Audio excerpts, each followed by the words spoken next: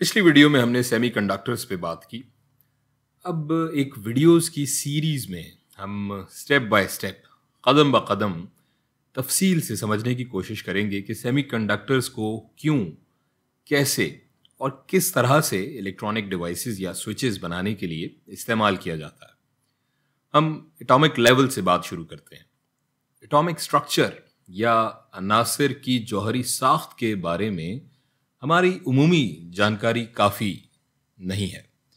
Semiconductors और solid या ठोस मादे के हवाले से ख़ास तौर पर, और हमें एटॉमिक स्ट्रक्चर से मुताल्लिक जदीद और बिलखुसूस सॉलिड्स के हवाले से जो जदीद एटॉमिक थ्योरी है उसे समझने की ज़रूरत है। हम अपने फिज़िक्स और केमिस्ट्री के एटॉमिक स्ट्रक्चर या थ्योरी के कॉन्सेप्ट्स को दोहराएंगे और उन्हें अपडेट करेंगे। अभी तक हम जानते हैं कि एटम के मरकज़ में एक न्यूक्लियस होता है जिसमें एटम का सारा मास मरकूज होता है।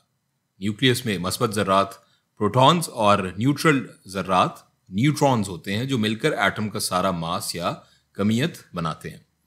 और इस न्यूक्लियस के गिर्द इलेक्ट्रॉन्स गर्दिश कर रहे होते हैं ऑर्बिट्स में या महवरों में।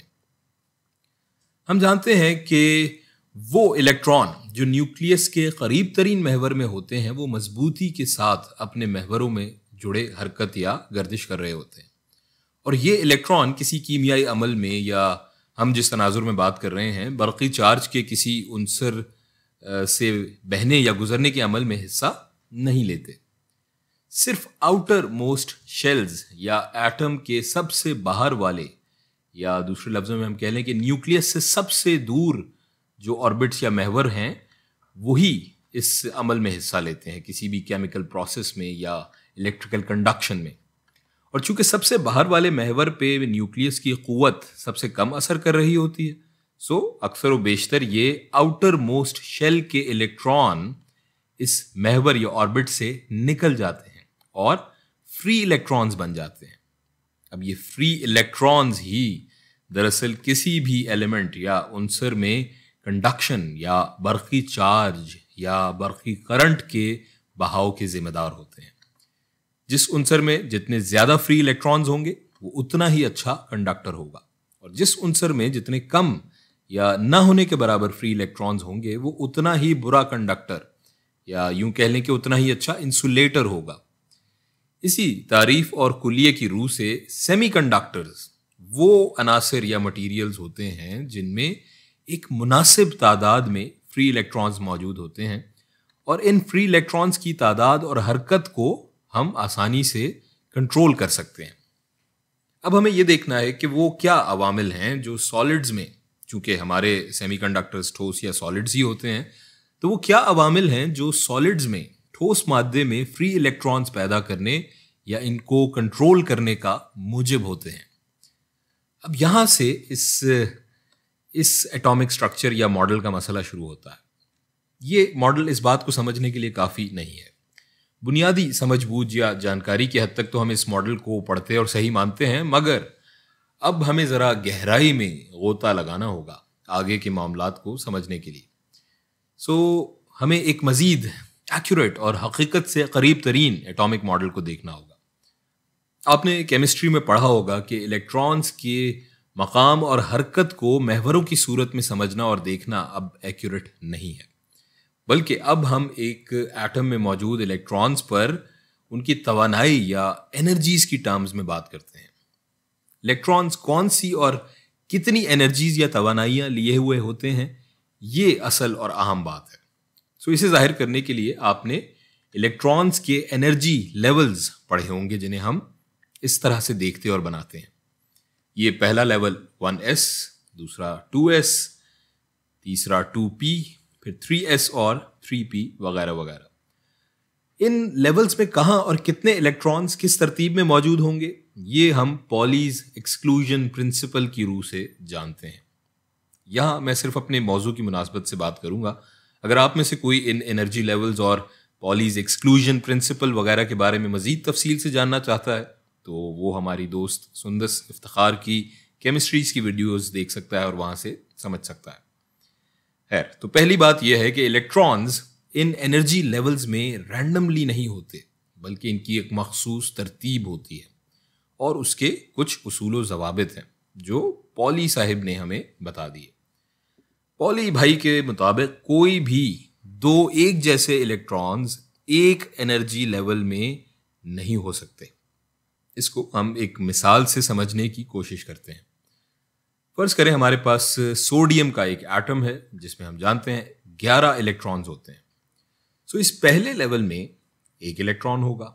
अब उसूलन दूसरा इलेक्ट्रॉन जो पहले जैसा ही है वो यहां नहीं हो सकता पॉली के उसूल के मुताबिक।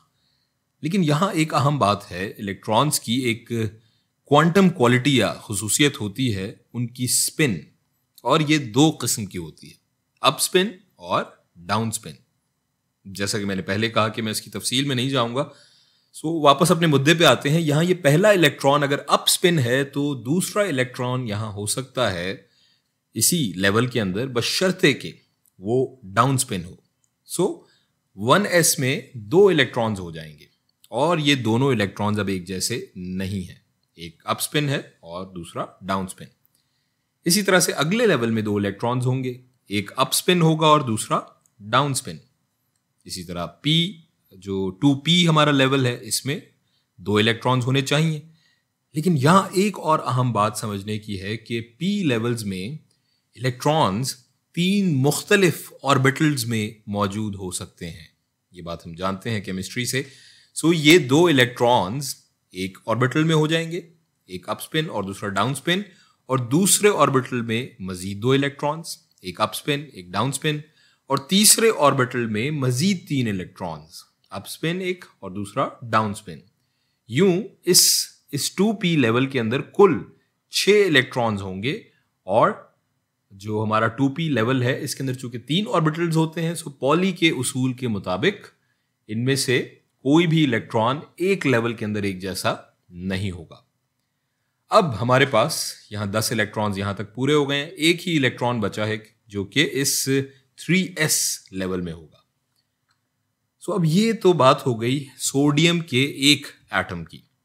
चूंकि हम सॉलिड्स या ठोस मटेरियल्स या मादे के हवाले से बात कर रहे हैं, तो जाहिर है कि ऐसे अरबों खरबों एटम्स हो सकते हैं सॉलिड के एक छोटे से टुकड़े में।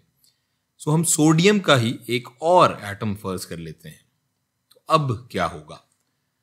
अब हमारे पास ये दो एटम्स के लेवल्स आ गए।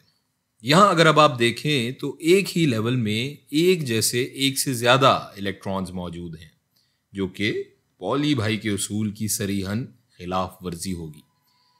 यहां इस लेवल में ये अप स्पिन वाले दो और डाउन स्पिन वाले दो एक जैसे हो गए। इसी तरह हम ऊपर के लेवल्स में भी देख सकते हैं कि ऐसा ही हो रहा है, एक ही लेवल्स में एक जैसे एक से ज्यादा इलेक्ट्रॉन्स हमें अब नजर आ रहे हैं।